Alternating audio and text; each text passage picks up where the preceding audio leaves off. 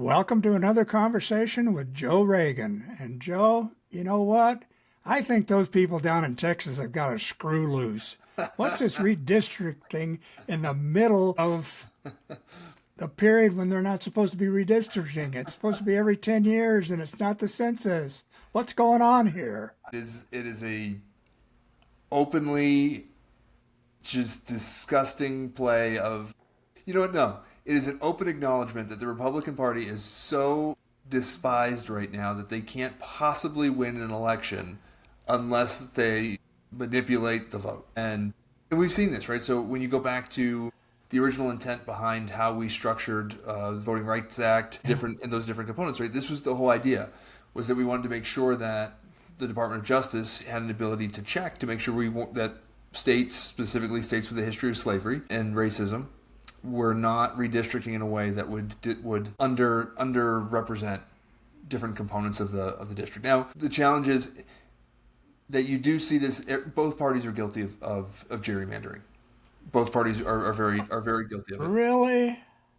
Unfortunately, and this is where I think states like Colorado, so California obviously is going to come in and they're going to redistrict. It looks like they're going to redistrict as well, but now they're sending it to the voters. Newsom is sending it to the voters to say, "Can I do this?" Which at least has some level of, I guess, moral authority behind it, because you are in fact asking the voters to go against what they voted for in the first place.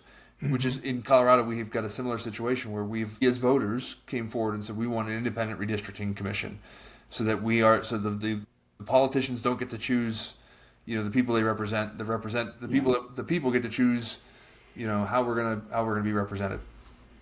And I think it is a challenge, because I think morally most of us as Democrats don't want to see gerrymandering happen. I think that it's horrible that we're at this space, but it should speak volumes to how unpopular Donald Trump and the rest of the Republican Party is right now. Now, as I've said numerous times, right, the Democrats also have to be cautious, because the Democratic Party is less popular than the Republican Party collectively. And so, Isn't that for nationwide, not local? well, and that is true, right? So that's nationwide. But, right, these are things that we have to keep an eye on, because it's, the numbers tell us part of the story, but there's a much deeper story here too. And I think that's where going back to understanding at a district level, what are the issues that are important, and what's really going to succeed in 2026, I think, especially in swing districts, would be those hyper-local candidates, right? Well, Who are the folks that can actually address with people? I heard a rumor about the Texas redistricting that they're actually going to be diluting the Republican vote with adding in all these other people into the districts, hoping that they will secure a Republican into the seat, when there's a good possibility that they may elect a Democrat and have more Democrats elected out of Texas than purpose what they've got right now. Yeah, it's called dummy mandering, where Right. at the end of the day, we know nationally that Democrats, in terms of voter registrations, Democrats outnumber Republicans. And in many districts, in many states, including Texas, Democrats tend to be consolidated into urban areas. That's generalizing, but that's usually the way it is. And so, yes, so the challenge that anyone would have to do in redistricting is, you are going to have to make those guesses, is what you don't necessarily, and to some extent that data does exist, because you can get a relative feel for a voter.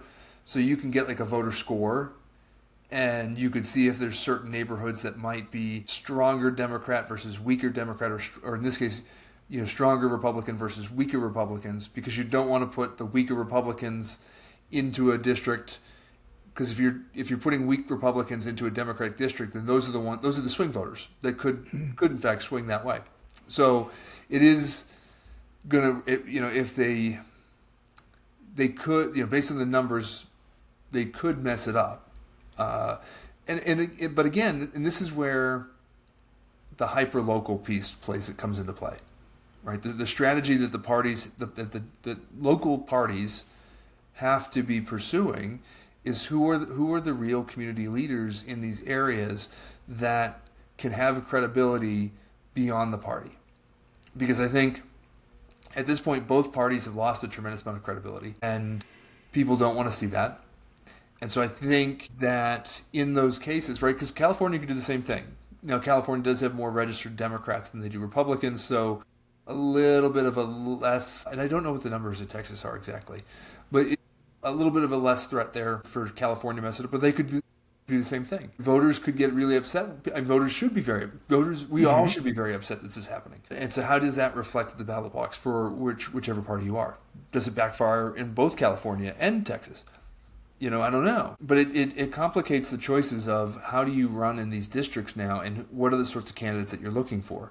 And I would argue that we do have successful candidates that run in pro-Trump districts. And, the two that get brought up most regularly would be Marie Gluskamp-Perez and Jared Golden, who I think in both districts, they're rural districts.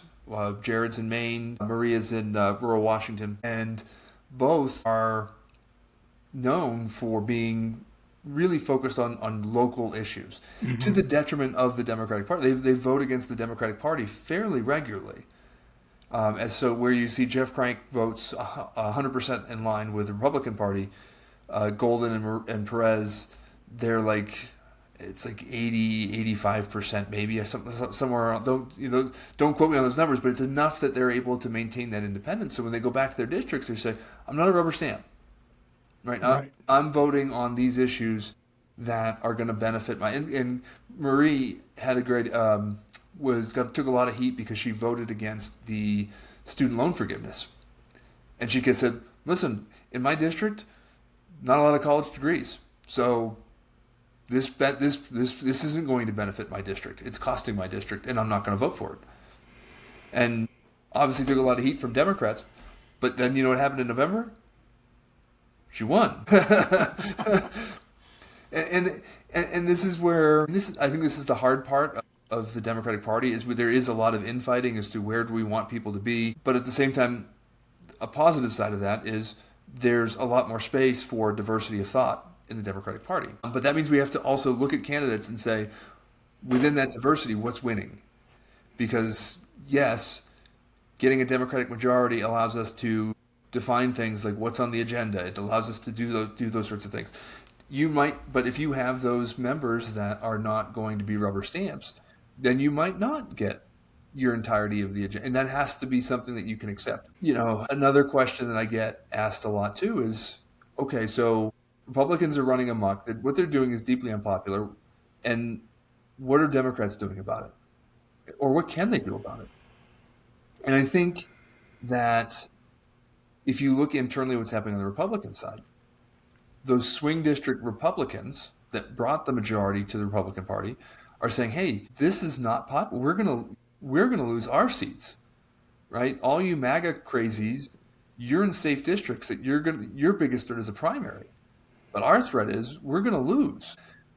And so what that opportunity though creates is if you're the Democratic Party, you should be utilizing the discharge petition more regularly by putting some legislation out there that you can bait some of those swing district Republicans to try and come over and support the Democratic, not necessarily support the Democratic Party, but support some of these initiatives. What is that common ground that we could look at and say, hey, for a swing district Republican, what are the issues that are going to get the most hit? And think of Jeff Hurd down in CD3. He pushed back heavily on he ended up voting for it anyways, but he did push back on the Medicaid cuts because he knew in his district he had a bunch of folks that were going to lose health insurance. Jeff Crank was in the same situation, but decided to just, no, I'm not even going to push back. He was like, rubber stamp, boom, done, vote for it. Yeah. The boss says go. And that would be one of those areas where if Democrats put one of those narrow bills forward and said, we're not going to make the cuts to Medicaid, we're going to preserve Medicaid, and then force through the discharge petition people to vote up or yay or nay. And none of these symbolic votes too. One of the things that the Democratic Party is getting into is they tend to be putting forward a lot of symbolic votes that actually have no meat whatsoever. And we got to stop doing that because at the end of the people see through it, and you really need to use this opportunity of whatever mechanism exists to get legislation through at whatever level, we've got to be doing it, right? The Democrats should right now be drafting a budget and putting that out there and say, hey, if there's a couple of Republicans that want, we don't need that many. If there's some Republicans that want to get behind this, here's that budget. Here's our budget. Mm-hmm. And force Republicans to vote up, or at least show Americans, if you put us in charge, here's what we're doing. But you have to address those issues. It can't be an overly, left-leaning thing. It has to be a piece of legislation that can be reasonably expected to attract moderate Republicans to support it. If there are any left, there are. Okay. And this is the problem. There's moderate Democrats that exist too, because those are the ones that are in those swing districts, so they don't get the publicity because they can't be that right. They're more focused on maintaining the support of the district, right? AOC and Bernie Sanders, they can go all over the country and do whatever they want because at the end of the day, Vermont, New York City, those are safe seats. They have to worry more about a primary challenge than anything else. So they are incentivized to rally, the more left-leaning side of the base. As Republican politicians, if you're in a safe district, you are incentivized to rally the far right side of the base. If you're in a swing district, or if you're in a district that you want to make a swing district, right, the base is not popular. Right, the far the far left, not even the far left, kind of the more left side of the Democratic Party, some of those policies aren't necessarily going to fit in a district like CD5. Not to say they're going to be unpopular, but it's not what you want to focus on. And so I think if the Democrats are really to focus on affordability and start putting forth a series of bills that would actually reduce costs and force those votes through the discharge petition, you can start to create that mechanism and that vision so that when voters are sitting here right now and 70% of Americans don't like what they're seeing happening in Washington, they don't believe that Washington listens. And when I say Washington, I'm not talking Republicans. I'm talking Democrats and Republicans. Well, I'm looking at the calendar here. Mm-hmm. And Congress goes back in session next week after Labor Day, right? Yep. So you've got September, October, November, there's an election time. Is the Senate or the House going to be in session? And we know that December is a completely lost month. Mm-hmm. So to me, there doesn't seem to be much time to do these discharge petitions. Am I correct? Or are they a relatively speedy thing to push through? Oh, nothing speedy. But you're on a timeline, right? They have to get, and this is one of those interesting pieces too, because you have really three options. Well, I guess we'll say four options, four potential options for what's going to happen over the course of the next month, because the budget has to go through. So one is we continue down the continuing resolution track, which is we know we can come up with a consensus. So we go to a continuing resolution, kick the can down the road, and that's it. Right. The alternative to that is a government shutdown. Now, as we saw the last time that was on the table, there's an argument to be made that Republicans in Congress would actually like to see the government shut down. That actually benefits them and the Trump agenda. How? Because now Congress has no funding bill, so you're only able to use essential services. And who gets to define what essential government functions are? Usually Congress. No, the executive. So the president would determine what is and is not essential services to be provided during the government shutdown. In other words, the president could determine that what little Medicaid is left, we don't need. Right. Am I correct? I would say that would be something you could definitely say. Or it's not necessarily the Medicaid aid, but the people that are going to be processing those claims and repayments, they're not necessary. So Medicaid wouldn't get cut, but there's no one there to answer the phone, to process the claim, to make the payment. Because the way I'm looking at it, even next year, maybe, and I'm making a wild ass guess here, might have 7 months worth of legislation next year. Because you're going to have the election next year. They're going to still take the August recess. They're going to take the Easter bunny recess. They'll still have a holdover from the Christmas, New Year's recess. So there's not going to be much time for too much of anything. Well, but remember that these recesses aren't, it's when members are going to take vacation, but that's the time that members are supposed to be in their districts working. And so, and you still have the staffs or should still be functioning. So right now in Washington, you should still have a bunch of burnt out college graduate, recent college graduates that should be trying to strike some framework for a budget deal. On the Republican side, obviously they're going to promote the Trump agenda. And I think the alternative, like I said, and this is that alternative. If you're the Democratic Party, the Democrats should be building a bill that they could put forward to say, here's our version, right? We'll vote for this. We'll give it to, and we'll have to make concessions to get those Republican votes, but it's a mechanism to push that they should be able to, and they should be using to push back on the administration. And the flex point there is you have to get some of those swing district Republicans to either vote for or against it. Because like I said, I do think a government shutdown, I think that is, honestly, I believe that could be a desirable outcome for Ron Johnson, for President Trump, because it gives them the ability to do more and have more control over what they're doing. A continuing resolution isn't a bad option because it kind of just preserves the things the way they are. It kicks the can. We've been doing it now for a long time because you don't have the 60 votes in the Senate to push it through, and that's the key feature of, unless they change the Senate rules, and that's a possibility too.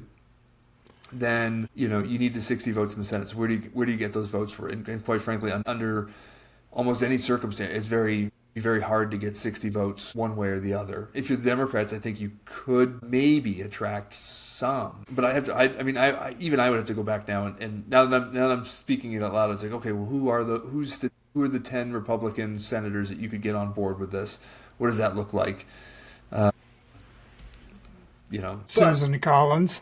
Well, yeah, well, of course that's right. You've got Collins, Murkowski. Those are the typical ones you would expect to see. But like I said, you still need there's still 8 more. Who are those? Yeah. And with the advantages, you do have a number of Republican lawmakers that are not seeking re-election, and I think that's another thing you can go after, of especially some of these more senior senators that are fed up with what's happening. That's another way you can go. It's like, hey, you can't. You're retiring. You've got nothing to lose. You should be able to vote your conscience. Yeah.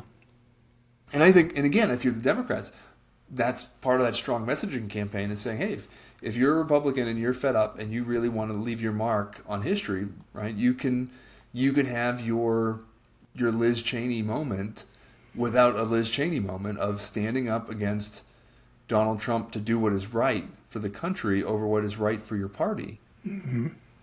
And force lawmakers to make that decision. Force them to do that.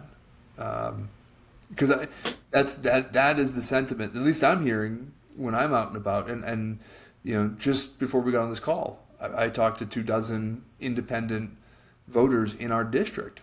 And that was the message I took away from them was, hey, we don't see the Democrats doing anything. Like they're saying a lot of words, but they're not doing anything. We want people to do stuff. And so then when you think of that, what are the tools that they can use to do those things? It's the discharge petition. It is utilizing the attorneys general to bring those lawsuits at the state level. It's the governors that can push back on this. And during Senator Bennett was here on Sunday, and there was a member of the National Guard that was there, not uniform, but the person identified themselves as being part of the National Guard and said, "Listen, this is a stress point for some of us, where we have to take an oath both to the governor and the president. What happens if those orders are contradictory? What do we do?" So there's these are some of the questions, the things that are coming up that Democrats need to be posturing for, to know what are all those tools that exist. And there's, like I said, there's not many, but there are some, and they're not. I don't think they're, especially the discharge petition. I think that they should be using that far more in the House to force Johnson to on these, and they have to be very narrow and very specific bills to make that case. And I think you focus on affordability, you focus on those elements that are going to impact the majority of Americans, and you force that vote to show exactly what the Republican Party is trying to do, which is, again, continue the greatest transfer of wealth from our working class families to the wealthy that has happened over the course of the last 40 years. Well, I don't see Hakeem Jeffries doing much of anything other than doing a photo op occasionally or standing in front of a microphone and pounding his chest. Yep. I mean, I'm not impressed. You're not alone. And even though Nancy had a reputation of being hell on wheels, she got things done. She was hell on wheels. Yeah. Yeah, and I think I think that's another fair question that we should be asking. We should be asking folks like me. Like, do you if the Democrats take a majority, do you support Jeffries and Schumer? And my honest answer is I don't know. I mean, I'm now going to think quite a bit about it because I asked myself the question. But I know I will step out there for me, and I would say no. Well, and that's it, right? I don't think that they're the best representative. And the thing is, who are the alternatives? Part of that, it comes back to the next election of who is going to be in the House next cycle. How do those coalitions start to flush out? And over the course of the next 16 months, can we see some new leaders emerge from the pack and utilize some of these tools that push back on party leadership on both sides? Well, because like you said, I think you're right. Schumer and Jeffries are not doing a whole lot of anything except for photo ops. Okay, one of the things that I see is that I keep hearing this, the Democrats are in the toilet, okay? Mm-hmm. They're lower than whale stuff. And then I wonder, why are they that low? And then I look at the leadership and I say, the Democrats aren't low. The leadership is the one that is low because they're not doing anything. I mean, I see Schumer give these mealy-mouthy little speeches, reading them, sitting there hunched over the podium, mm-hmm. and Jeffrey standing up with the flag behind him, and a few House members getting in, you haven't been in a photo op lately, it's your turn. And it's like, come on, guys, people see that. And I think the numbers that are posted for the Democrats is not the Democrats, it's reflected in the leadership. Yep. And here in Colorado,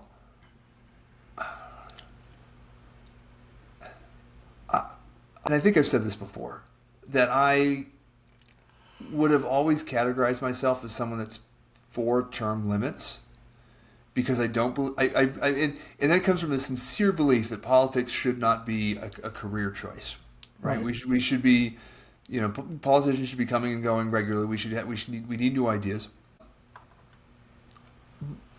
But if you look what's happening here in our state, one of the challenges, and this is, I think, this is the danger that the Democratic Party faces at a national level, is what the Republican Party is facing here in Colorado. So right now, I don't think there's a single Republican lawmaker, maybe one or two, that has ever served in Denver as part of the majority party, because the way term limits work, and there's not a single Democrat that has ever served in the minority party. And so the unintended consequence of that reality is that neither party really understands how to operate and get stuff done when they are on the other side of the house, right? There are very few Republicans in Colorado that know how to govern because they've never had the opportunity to govern.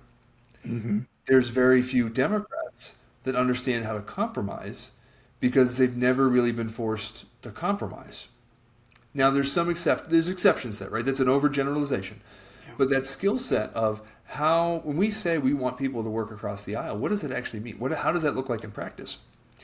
And where term limits have had this is not me saying I'm against term limits now. It's just saying I see some unintended consequence here of how do we keep fresh blood? How do we make sure we have people that are getting elected to office that understand how to compromise, how to use the system to get stuff done, even if you're not part of the majority party?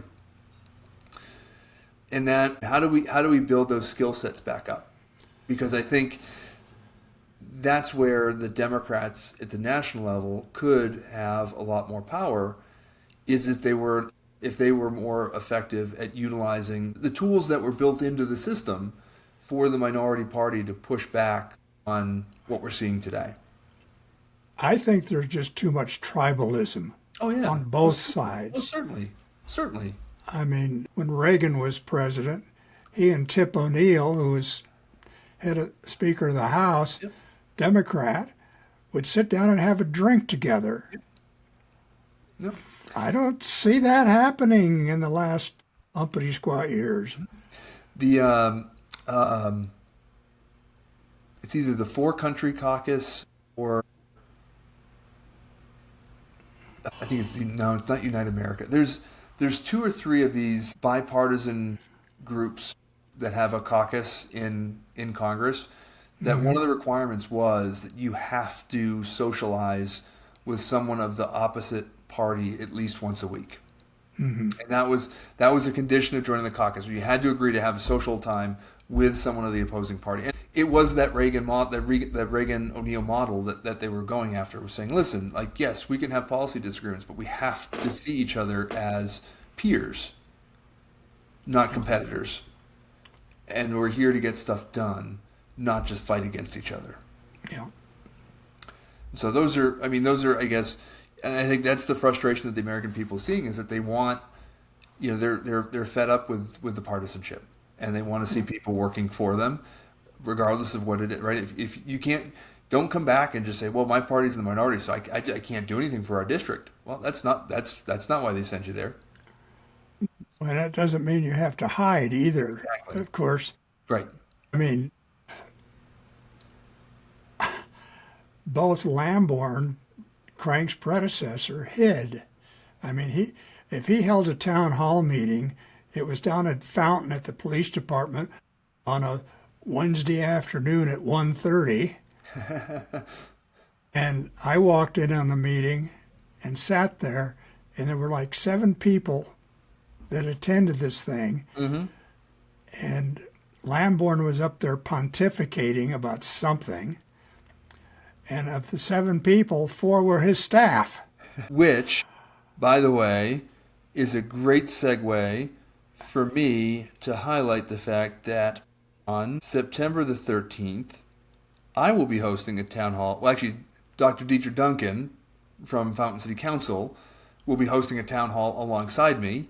She's invited me to join her Saturday, September 13th, 3 to 4 o'clock, and that's going to be at the Widefield Parks and Recreation Complex. Okay. That went out on the blast today, and we're starting to circulate it on social media. So I'll send it to you, Gary. I'll send you the flyer, Gary, as soon as I have it. I get it. That's what I thought. I mean, I get the blast. Yeah, I think that went out I think that just went out before we hit the record button on this today. But yes, and we intend to have more of those. So you'll be seeing a lot more of me out there in public. And because of your feedback, Gary, for our launch party that we had on Friday, we did not create barriers. You didn't have to scan a QR code and register all this stuff. We gave you the address beforehand and said come. And that's what we're doing on Saturday the 13th. Just come. We'd love you to register so we know who you are, so we can contact you, we can follow up with you. But just show up. Ask me the questions. Then sign up. Yeah. Or throw eggs at me. I don't know. Yeah, whatever. No, I find that a real pain in the butt, because to get a QR code scan app, you got to pay for the damn thing. Yep. Yep. I like things free. And to meet with your representative or the people that want to be your representative, Should be easy. easy. Yep. Right. And I know it's not always easy, and a lot of it is, my schedule, but I certainly try and make it as easy as possible. And then, like I said, if you really want to find me, most days, midday, walking down Tejon, I'm usually walking around town, or you'll see me at any number of different events. Yeah.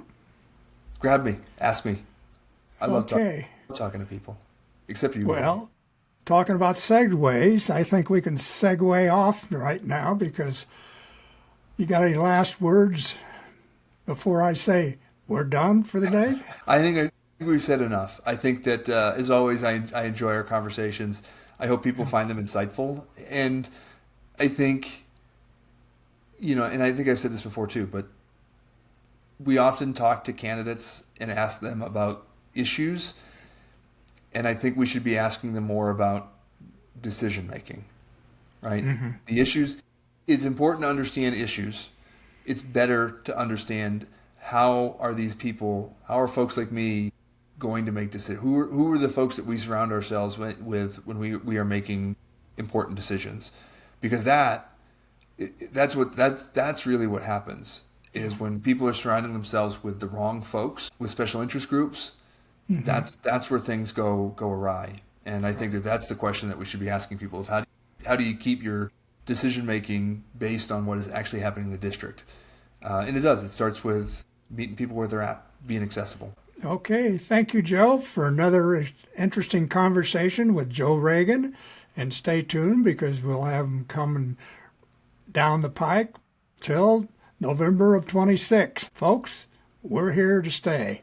So thank you, Joe. Anything else? That's it. Thank you, Gary. Everybody, remember reganforcolorado.com. Learn more about me, see upcoming events. And as always, every donor matters. So whether you can give $1, $3, $3,000, that money has helped me get in front of more people every day. So. And show up on what day? September 3rd. Okay. Thank you, Joe. Thank you, Gary.